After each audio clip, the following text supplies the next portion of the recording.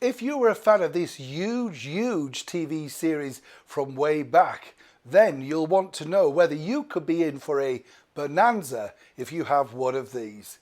Hi, good morning, Neil Sean here in the heart of London. Nice to see you today.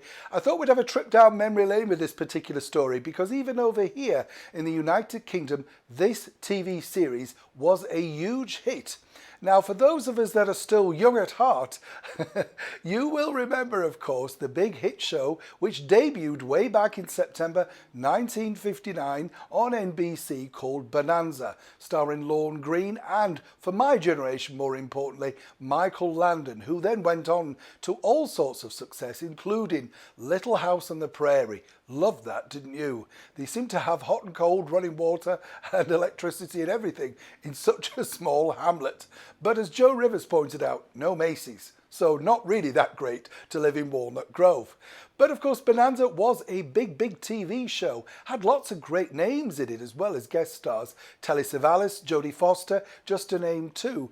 And really, a lot of the time, I was lucky enough, as I say, to meet Michael Landon, and they never really knew whether the show was going to take off or not, you know. Westerns were big business on television back then, cheap to produce, and you could do 2 episodes virtually in a week because you just flipped the sets round.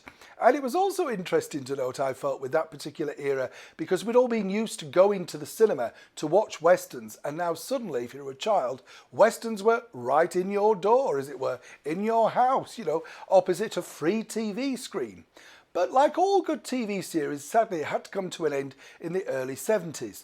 But now you could be sat on a bonanza pay deal. Get my teeth in for that.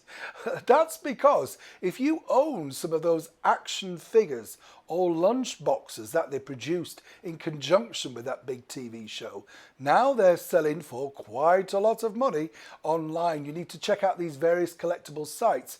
But the figurines, particularly of Michael Landon and Lorne Greene and Dan Blocker, all the others, they did make them all.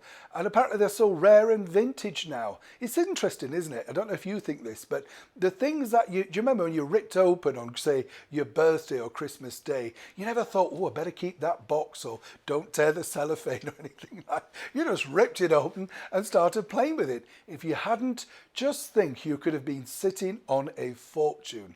Bonanza continues to delight fans around the world. It's in full syndication and you can buy it on DVD and even on streaming sites now. It's still that popular. One of the reasons, according to a very big TV executive in the US, told me that it's inoffensive, it deals with issues but doesn't really sort of ram it down, as it were. And more importantly, it takes us back to a time when we thought life was good. And of course, life truly was good in the world of Bonanza. Now go up to your room and see if you can find one of those figurines. You never know, we could be in the money. Neil Sean in the heart of London.